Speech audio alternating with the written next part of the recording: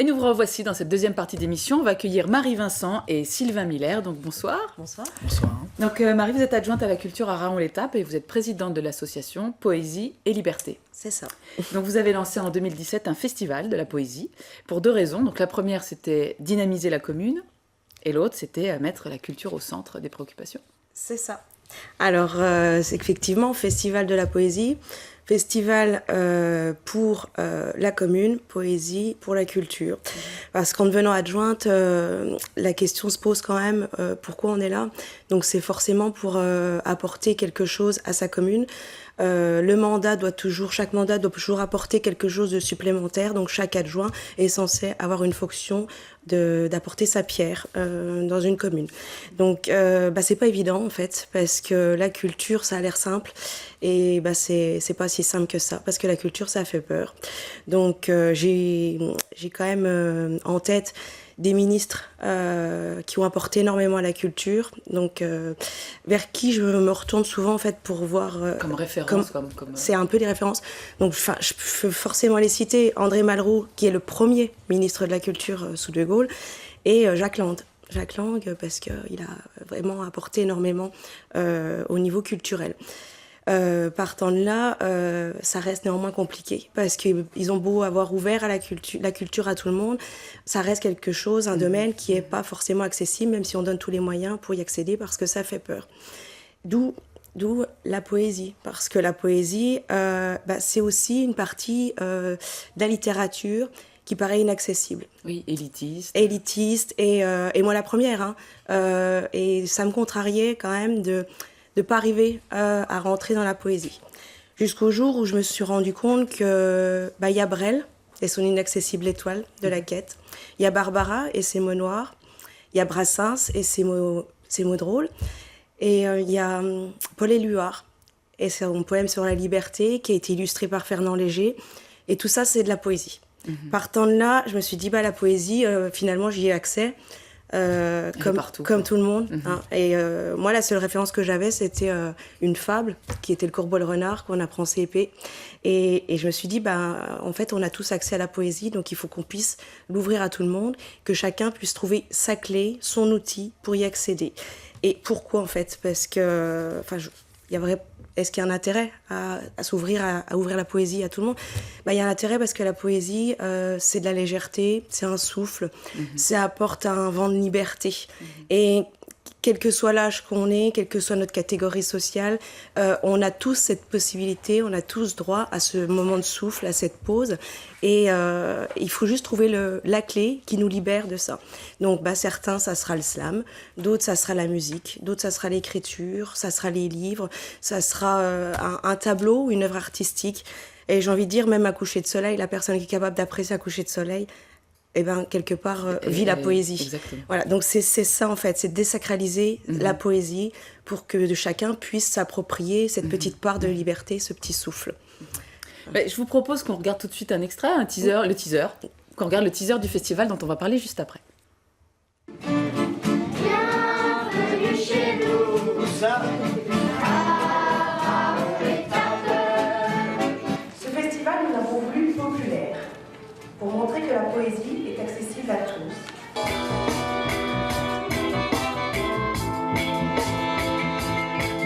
Nous, les poètes, on est toujours mobilisés, on se sent responsable.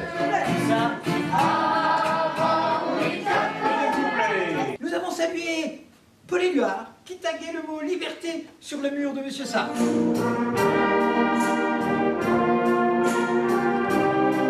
C'est dans l'éternelle quête de ce Saint Graal que nous avons pensé ce poétique festival. Mignonne, allons voir si la rose qui ce matin avait éclose. Je tiens à vous remercier tous pour cet accueil merveilleux.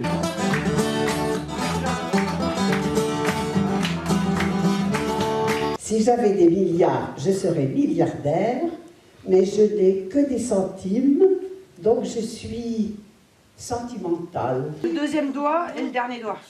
Comme ça. Deuxième, hop, et le dernier. Comme ouais. ça, Lucie. Comme ça. Pareil, voilà. Chef du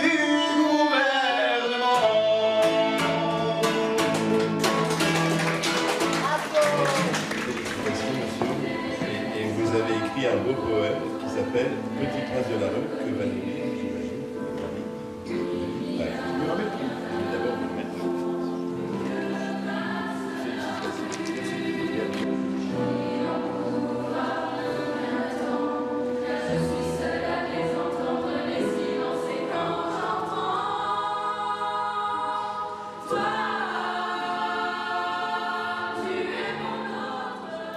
Alors le festival va se tenir du 13 au 19 mai. Comment est-ce qu'il s'articule?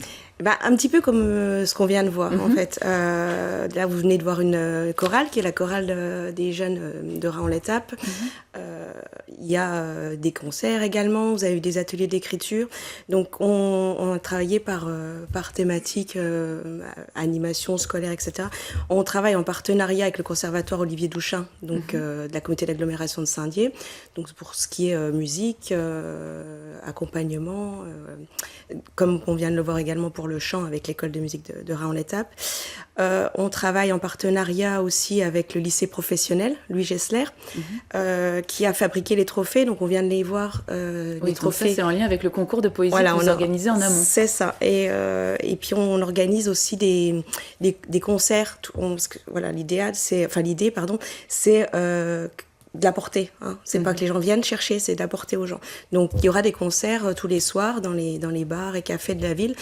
Et certains chanteurs qui font les concerts interviendront également dans les écoles pour les ateliers d'écriture, comme on a pu le voir dans les images. Voilà. Et donc le concours de poésie que vous organisez donc en amont, le thème c'est l'eau. C'est ça. Donc tout le monde peut participer à partir de 8 ans, c'est ça? C'est ça, à partir de 8 ans. Alors le jury, de qui il est composé? Qui va juger de la qualité des poèmes reçus? On a souhaité que ça soit des professionnels. Alors, il y a juste... parce que c'était un petit peu compliqué par rapport aux enfants. Donc, c'est 8-12 ans pour les enfants. Donc là, ça sera un jury local, mais de connaisseurs. C'est pas péjoratif de dire jury local. C'est quand même des connaisseurs qui délibéreront pour les enfants. En revanche, pour la catégorie 13-18 ans, donc adolescents et plus de 18 ans, ça sera deux jurys de professionnels. Donc, j'ai mes petites notes parce que je les ai pas appris par cœur. Mais il sera composé de Sylvestre Clancier, Daniel Cor, Patrick Lepin, Janine Maud, Patricia Castex-Meunier, Claudine Boilly, Bernard Fournier, Béatrice Marchal et Richard Rognier. Donc c'est des professionnels. Richard Rognier, en l'occurrence, est parrain de la manifestation. Les délibérations et le jury, les débats sont tous animés par Antoine Spire, donc, qui est assez connu et qui est un professionnel justement des débats, c'est un journaliste professionnel.